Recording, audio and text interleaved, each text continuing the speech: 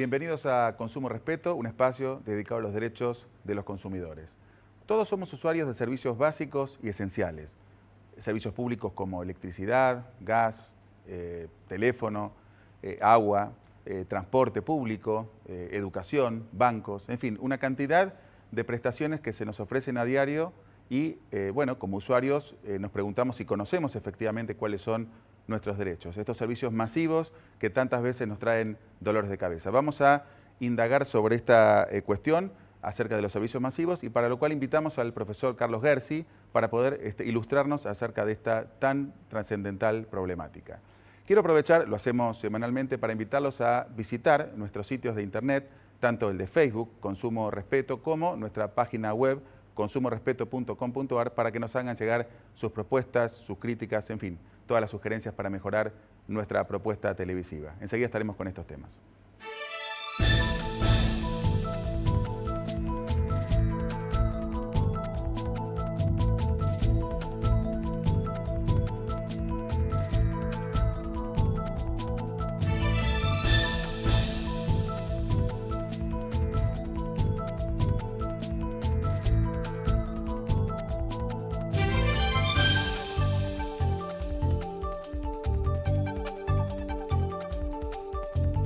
En PepsiCo, desempeño con propósito significa mantener un crecimiento sustentable al invertir en un futuro más saludable para la gente y para nuestro planeta. A los pequeños deudores, una gran oportunidad.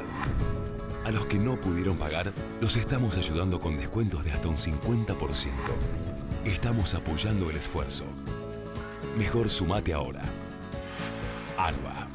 Buenos Aires activa como nunca. Gobernación Daniel Scioli. Para mí Salta es el verde, el marrón, el colorado, el blanco, el azul. Para mí Salta es la calidez de un poncho, esa que sentís en el abrazo de su gente. Para mí Salta es una canción, acompañada de un buen plato y un gran vino. Para mí, Salta es descubrir en cada momento una experiencia nueva. Para mí Salta es una provincia llena de provincias y siempre te estamos esperando. Salta, tan linda que enamora.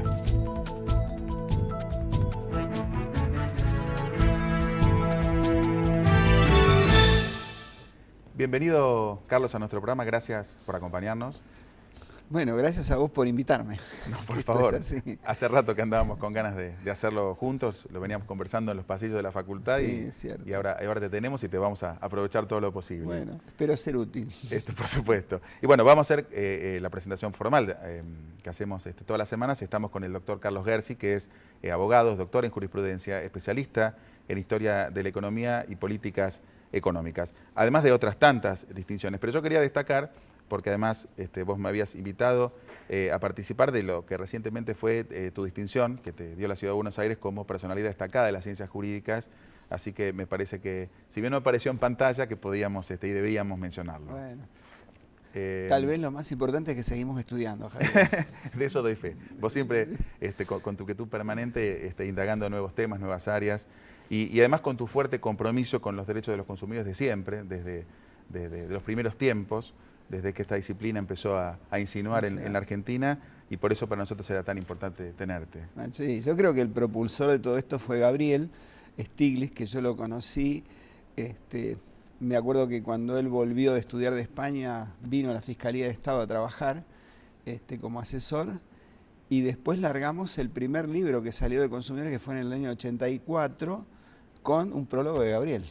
Bueno, un libro que salió 10 años antes de que exista la Ley de Defensa del Consumidor en Argentina, ¿no? Gabriel estuvo hace pocas semanas con nosotros acá, así que la verdad que estamos contentos porque estamos completando una grilla de invitados fantástica y en pocas semanas vamos a estar cumpliendo, veíamos con la producción de la lotería, 100 emisiones de Consumo Respeto. Qué bueno. Ya muchos nos piden algún festejo, estamos viendo cómo estamos de fondos para eso. Es el costo. Claro, pero bueno, evidentemente si hay fiesta vas a ser invitado porque todos quienes participaron están convocados. Carlos, queríamos justamente convocarte porque este tema de los servicios masivos nos resulta muy importante, pues es una cuestión muy sensible para la comunidad. En primer lugar, ¿qué podemos entender por servicio masivo? Mirá, en realidad queda poco que no sea masivo, Este es el tema. Porque vos pensás que tenemos una serie de servicios esenciales domiciliarios que hacen a la dignidad de la persona. Y ahí mezclamos consumo con dignidad. Quien no tiene agua potable, quien no tiene gas, quien no tiene luz, hoy mínimamente quien no tiene una idea de internet para poder acceder a la cultura, no tiene dignidad. Después tenemos los servicios de transportes, tanto automotor como ferroviarios como subtes. Ya tenés también otra masividad. Y si vos querés, cuando entramos a la salud, tenemos el servicio masivo del hospital público. Y hoy las obras sociales y las medicinas prepagas, no la medicina prepaga, también son parte de la masividad. O sea que queda muy poco afuera que no es masivo. De ahí que me parece que la importancia de que hoy es una sociedad más de servicios que de bienes.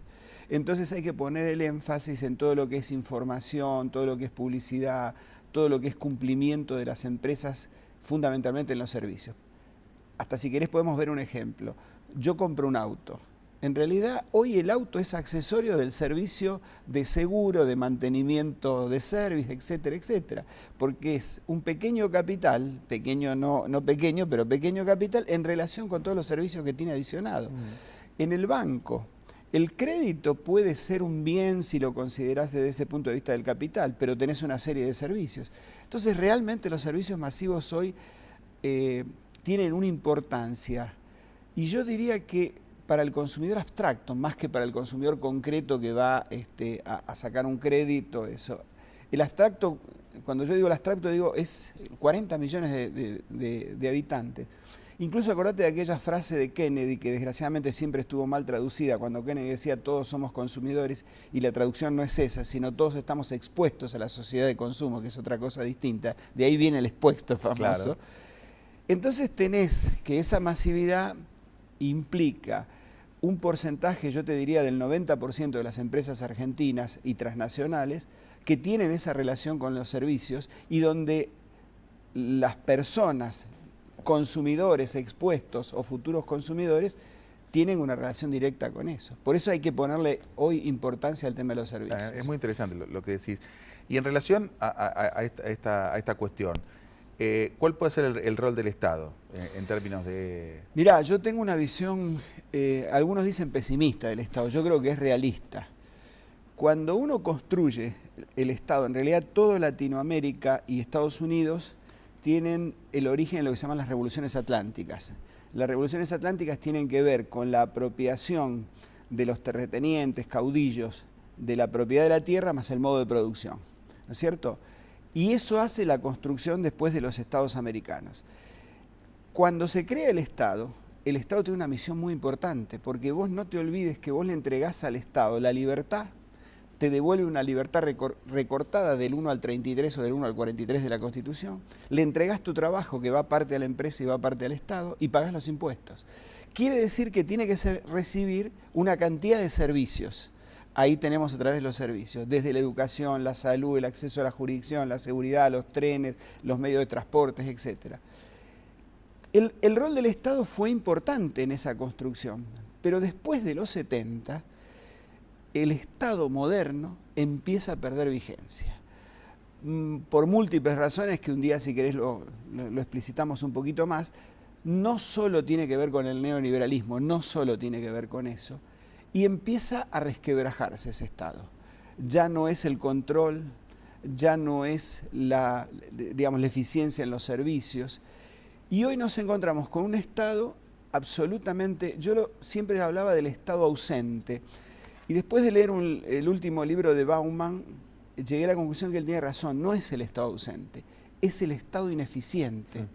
Porque el Estado ineficiente hace y hace mal. Entonces ya no es que está ausente, estará ausente en algunos aspectos, pero hace mal. Y vos fíjate que el tema del control, que es algo fundamental en Estado, sobre todas las empresas de servicios, hoy es prácticamente inexistente. Si no, no hubiese 52 muertos a consecuencia de los ferrocarriles, si no te andarían bien los celulares, claro. Si no, la salud sería una salud de hospital público de primera. Este es el problema. Ahora, paradójicamente, con el fundamento de ese Estado ineficiente se concesionan muchos servicios y después esa ineficiencia se traslada a lo que bien decís vos, es al control. A la omisión del control. Digamos, ¿cómo Bueno, ves esa porque problemática? la idea de la concesión es porque el Estado, ahí sí podemos poner, si vos querés, neoliberal, entiende que concesionando se optimiza la prestación del servicio. Por aquello de que los liberales piensan de que es mejor una empresa como eficiente que el Estado. Es una cosa que hay que volver a discutir. Fíjate que hoy Bachelet acaba de estatizar ciertos servicios, o sea que hay que volverlo a discutir esto. Yo creo que la eficiencia está en la designación de aquellos que se van a hacer cargo de un servicio. Vos no podés poner una persona que no tiene capacidad, el CEO famoso, en una empresa, pero tampoco en el Estado. Entonces, la privatización, yo no estoy en contra de las privatizaciones, yo creo que las privatizaciones en algunos servicios puede ser importante, pero con el control del Estado. Cuando no existe ese control del Estado, viene el fracaso de la privatización.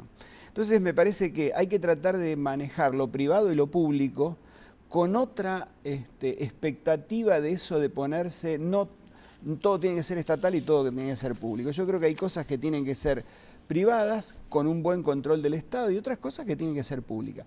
Yo te digo que, por ejemplo, el tema de la salud es una resignación que a mí me cuesta aceptar, porque el hospital público tiene los mejores médicos, los médicos que están en las cátedras, pero carece de insumos, carece de establecimientos adecuados. Ese es un tema que por ahí me gustaría volverlo al Estado. Pero después algunas cuestiones me gustaría que también las empresas privadas tomaran participación seriamente, responsablemente y con control del Estado.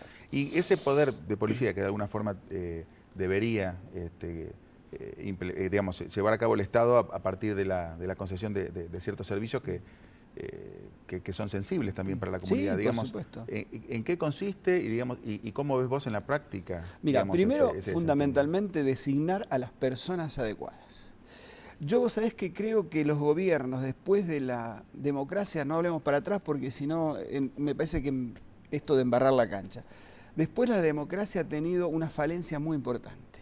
Los políticos quieren ocupar todos los cargos. Y yo creo que hemos perdido una cosa muy importante en la Argentina, que son el factor, el capital humano de las universidades. Yo quisiera que algún día el próximo gobierno se encargara de que esos puestos técnicos importantes salieran de las universidades. Es decir, el hombre que dirige, vamos a poner, gas, sea un hombre venido de la universidad y que esté en esa función. El hombre de la salud también sea de eso. Y quienes controlan, es decir, aquellos que están en los organismos de control, también salgan de las universidades. Porque vos podés poner una pata política, que es el que toma las decisiones, pero la pata técnica, que es el que hace el efectivo control. Es decir, fíjate en esto, ¿qué podemos decir o quién puede hacer el control relacionado con los celulares? Un político. Un político podrá dar las decisiones políticas, pero tiene que ser un técnico que sepa cómo funcionan las antenas, cómo funciona esto, cómo funciona lo otro, y así en cada área. Entonces yo creo que los organismos de control tienen que ser un organismo técnico independientemente del político que tome las decisiones. Hoy estamos bastante muy lejos de eso. Muy lejos. Además los organismos de control están prácticamente todos intervenidos. Todos intervenidos. Entonces lejos estamos de tener técnicos en esas áreas. Y en relación al padecer cotidiano de la gente, ¿cuál es la protección que tiene el usuario cuando el Estado, porque quizás para nosotros es un tema más de todos los días, por lo menos en el plano teórico, sí. Sabemos muy bien que nuestros países a veces legislan grandes cuerpos normativos y creen que con eso le solucionan la vida a la gente y al día siguiente estamos todos igual. Exactamente. Pero por lo menos en el plano teórico, el Estado muchas veces es prestador de servicios directamente o a través de empresas descentralizadas, y hoy en la Argentina más porque ha estatizado varias prestaciones, las aerolíneas, los trenes, etcétera. ¿Cuál es la protección del usuario cuando el Estado es el prestador? Mira, yo creo que el Estado está en la misma situación de las empresas privadas, porque la ley del consumidor, que para mí es una ley, yo te diría, muy buena en un 80%, nos faltaría el 10%, pero no se puede pedir todo. En el artículo 1 incorpora al Estado, el artículo 40 incorpora la responsabilidad del Estado. Y yo creo que uno de los temas importantes del Estado que me gustaría son dos. Primero, la educación sistemática, no la propaganda, la educación sistemática en las escuelas primarias. porque vos tenés que hacer de esos chicos que están en la escuela primaria todo el tema de la educación del consumidor, la educación del medio ambiente, pensando en un proyecto a 10 años, a 15 años. Yo te voy a dar un ejemplo tonto. Yo nunca me ponía el cinturón de seguridad. Mi hijo estaba en la escuela primaria y un día me dijo, no suba al auto si no te pones el cinturón de seguridad. Porque le habían enseñado en la escuela, claro, y lo había internacionado como pauta cultural. Entonces digo, ese es un tema que me parece que tiene que ser. Y el otro es la información. La información tiene que ver con un aspecto sociológico, porque es masivo a toda la sociedad, un aspecto cultural, que tenemos que tener un piso muy bajo para la información. No que es básica, sino muy bajo en cuanto a que tiene que ser comprensible por el analfabeto. Ese es el piso más bajo, una explicación de esa información que le llegue a esa gente. Un tema económico, porque la información es un valor económico muy importante para el consumidor, porque si está bien informado va a operar bien en el mercado de consumo.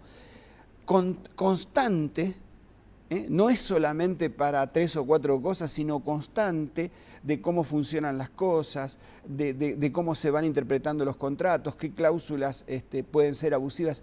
Eso el Estado es un rol importantísimo. Con esas 3 características, sociológica, cultural, económica y constante. La constante te la agrego porque me parece que, y tiene que ser por los medios masivos de comunicación.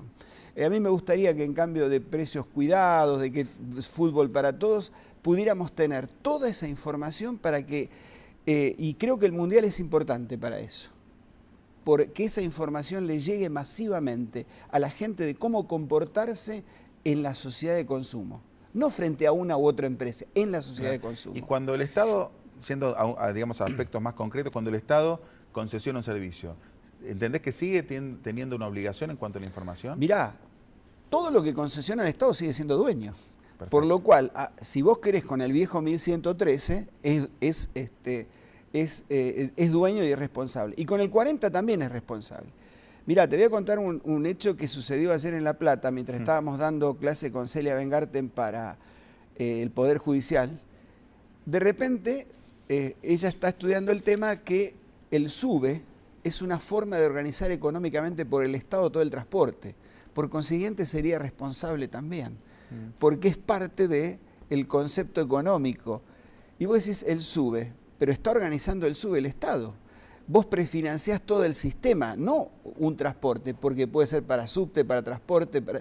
Entonces, ¿cuánta información tiene la gente de eso que es el SUBE? ¿Cuánta información tiene de los servicios que concesiona?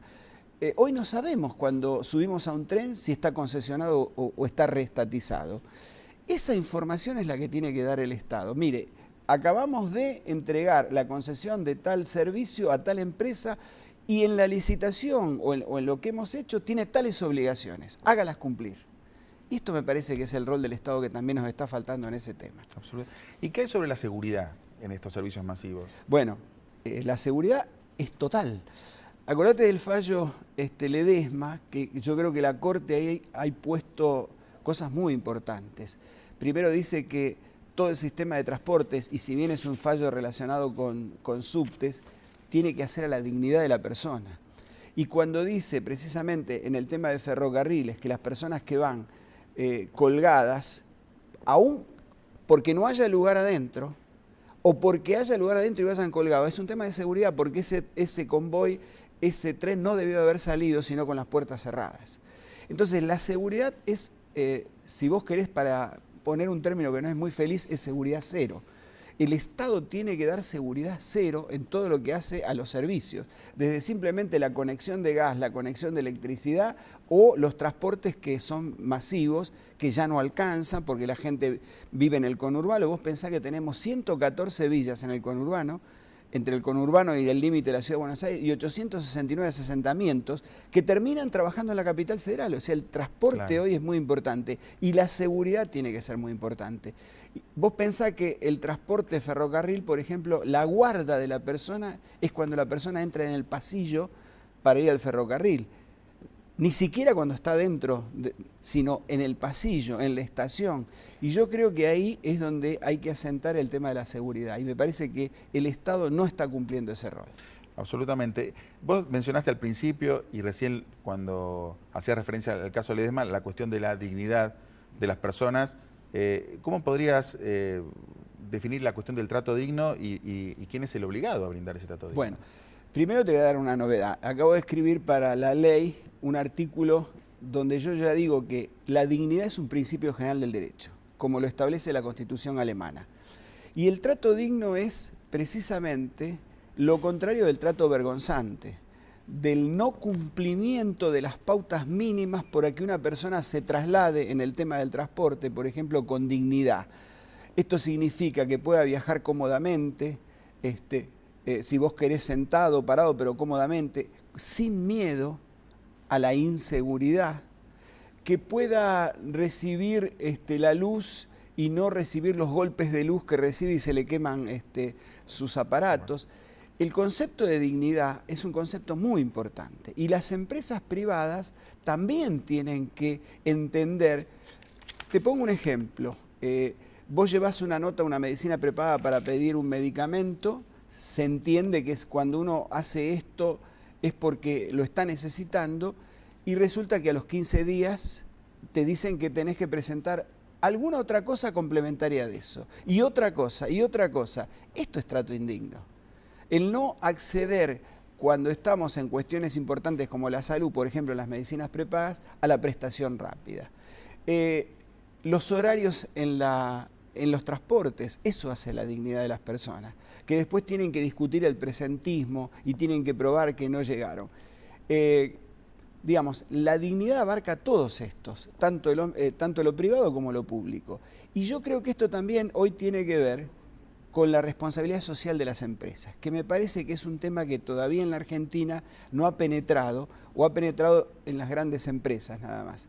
Una empresa socialmente tiene que hacer todo lo posible para que el consumidor se sienta con bienestar.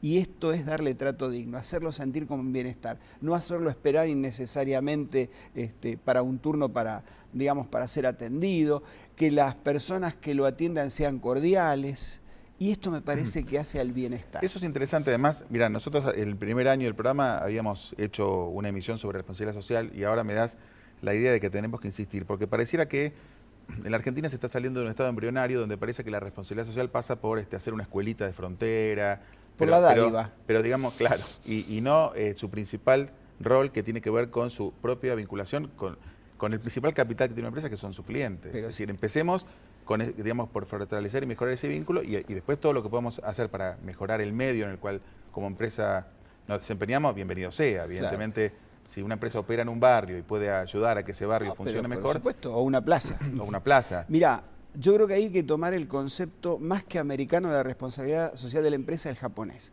donde incorpora a los trabajadores y a los clientes. Ellos hablan de cliente consumidor, la palabra cliente por ahí nosotros no la utilizamos.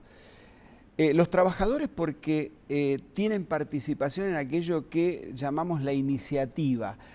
Pueden formularle a la empresa alguna mejora tecnológica, con lo cual, fíjate vos qué distinto que es el japonés cuando se te presenta, dice Javier Weinström de Samsung o de Subs, es decir, de su empresa, porque tiene pertenencia. Y el consumidor también tiene pertenencia, ¿por qué? Porque es parte, puede hacer observaciones, puede mejorar la atención. Eso hace uno de los roles importantes de lo que es la responsabilidad social de la empresa.